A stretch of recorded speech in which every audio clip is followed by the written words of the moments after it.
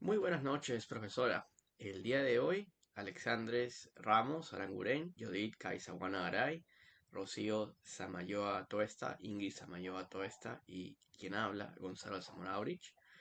Vengo en representación de mis compañeros a exponer y conversar un poco sobre las revoluciones inglesas de 1642 y de 1688, las 13 colonias y la independencia de Norteamérica. Los fundamentos, estos son los fundamentos para el surgimiento del derecho común y la configuración del Estado de Derecho. Al menos eso es lo que estamos planteando. A modo de introducción, nosotros creemos que el Estado de Derecho y el derecho común anglosajón son los pilares fundamentales de las democracias modernas, de muchas de ellas que se rigen por este common law. Estos conceptos, aunque hoy resulten familiares en muchos contextos jurídicos, tienen raíces profundas en procesos históricos específicos que transformaron la concepción de poder, autoridad, justicia en el mundo occidental. En particular, las revoluciones inglesas de 1642 y 1688, junto con el proceso de independencia de las 13 colonias de Norteamérica. Esto jugó un papel decisivo en el surgimiento del derecho común como un sistema jurídico coherente y en la configuración del Estado de Derecho como principio político esencial. Estos episodios históricos no solo redefinieron la relación entre gobernantes y gobernados, sino que sentaron las bases institucionales y normativas para sistemas legales más justos, accesibles y previsibles. Bueno, yéndonos un poco a nuestra línea de tiempo, aquí en 1628 hemos mencionado el año debido a que se produce la petición de derechos o Petition of Right. El Parlamento exige al rey Carlos I que respete derechos tradicionales como la prohibición de impuestos sin su consentimiento y el habeas corpus. Pasando un poquito más adelante a 1642, aquí es donde se efectúa la Revolución Inglesa, la de 1642. Es un enfrentamiento entre el absolutismo y el parlamentarismo. Es la primera gran transformación del siglo XVII de Inglaterra y fue una guerra civil entre Carlos y el Parlamento.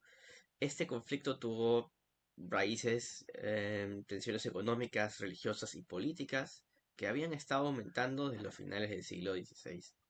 Carlos I aquí intentó gobernar sin el Parlamento y recurrió a formas arbitrarias de recaudación fiscal, lo que generó una fuerte resistencia de los sectores parlamentarios. Este conflicto no fue solo una lucha por el poder político, sino también una batalla por el control del orden jurídico.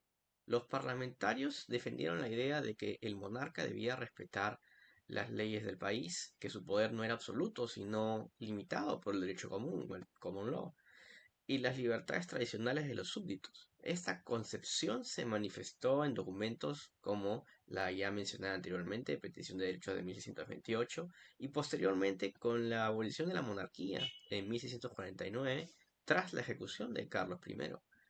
Aunque la República de Oliver, que es en 1649, hasta el 58 no consolidó un sistema democrático, si bien representó una ruptura con la noción de derecho divino de los reyes.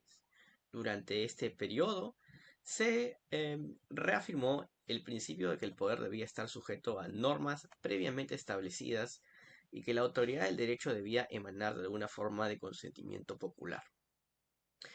Después, en 1688 ocurre la Revolución Gloriosa de 1688, en donde nace el constitucionalismo moderno.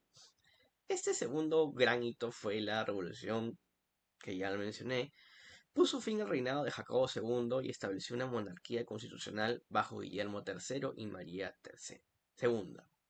Esta revolución fue significativamente menos violenta, pero tuvo profundas consecuencias jurídicas y políticas. El Parlamento inglés estableció la Declaración de Derechos de 1689, en la que se reconocían principios fundamentales como la supremacía del Parlamento, la ilegalidad de impuestos sin su aprobación, la libertad de expresión parlamentaria y el derecho de los ciudadanos a no sufrir penas crueles o inusuales. Este documento, esta Declaración de Derechos, marcó un momento clave en la configuración del Estado de Derecho. al establecer la subordinación del poder ejecutivo al legislativo y la sujeción de ambos al marco legal. Este derecho común, por su parte, se vio fortalecido como el cuerpo normativo que reflejaba las costumbres y principios de justicia del pueblo inglés, en contraposición a un derecho impuesto por la autoridad monárquica.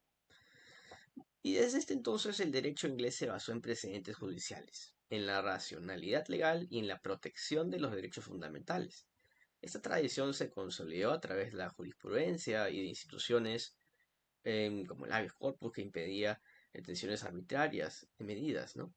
La idea de un Estado basado en leyes y no en la voluntad caprichosa del soberano comenzó a difundirse como un ideal normativo.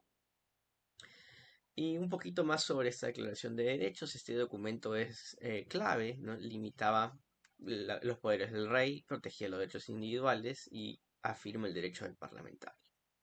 Hablando ya un poco más de las 13 colonias y la evolución del pensamiento jurídico político, em, los principios jurídicos y políticos derivados de estas revoluciones inglesas fueron exportados a las colonias americanas, especialmente a estas 13 colonias en la costa atlántica de América del Norte.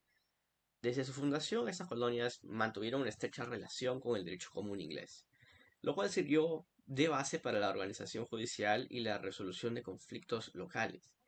Sin embargo, durante el siglo XVIII, las tensiones entre las colonias y la metrópoli fueron creciendo debido a medidas interpuestas por el Parlamento británico, como los impuestos sin representación, no taxation without representation. Las leyes de navegación y la presencia militar, estas medidas fueron percibidas como violaciones de derecho común y de los derechos de los ciudadanos ingleses que los colonos consideraban propios. En ese contexto surgió un pensamiento político fuertemente influenciado por el republicanismo clásico, el contractualismo de John Locke y la jurisprudencia del common law. Intelectuales como James Otis, Samuel Adams y Thomas Jefferson argumentaron que el gobierno debía estar limitado por el consentimiento de los gobernados y que las leyes debían proteger los derechos inalienables de los individuos, entre ellos la vida, la libertad y la propiedad. Y posteriormente, ya al final de nuestra línea del tiempo, hablamos sobre la independencia de Norteamérica y el nacimiento de una nueva república constitucional. La Declaración de Independencia de 1776, que fue redactada principalmente por Thomas Jefferson, recogió los principios del derecho natural y del Estado de Derecho como los fundamentos para justificar la ruptura con Gran Bretaña.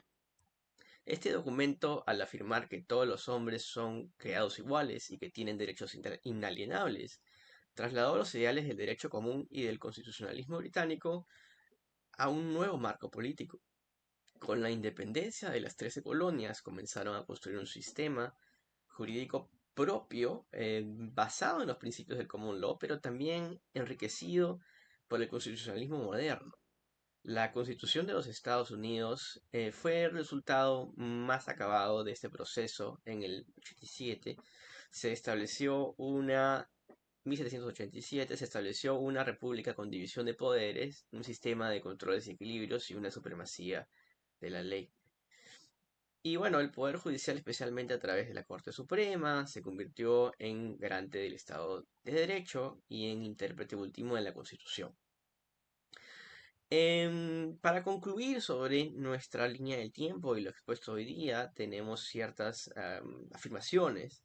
Las revoluciones inglesas del siglo XVII y el proceso de independencia de las 13 colonias de Norteamérica constituyeron hitos fundamentales en la evolución del derecho común y en la consolidación del Estado de Derecho. Estos acontecimientos no solo alteraron las estructuras políticas de sus respectivos contextos, sino que transformaron la concepción del poder, legitimándolo en la ley y en el consentimiento de los ciudadanos. El derecho común emergió como un sistema dinámico basado en la experiencia judicial, el razonamiento lógico y el respeto a las libertades individuales. A su vez, el Estado de Derecho se configuró como una exigencia política que reclama la legalidad de todos los actos del gobierno, la protección de los derechos fundamentales y separación de poderes. Todos estos ideales han nacido de las luchas del pueblo inglés y fueron luego adoptados y perfeccionados por los estadounidenses. y siguen siendo pilares esenciales de las democracias modernas. Comprender su origen histórico nos permite valorar su importancia y defender su vigencia frente a cualquier forma de arbitrariedad. Como bibliografía, cabe mencionar, se utilizó a Locke en 2005, a Porok 2003, Skinner 98, Hobsbawm 98, Bailey 92 y Wood 91. Espero que haya sido de su agrado nuestra exposición, profesora. Nos vemos la próxima semana. Hasta luego.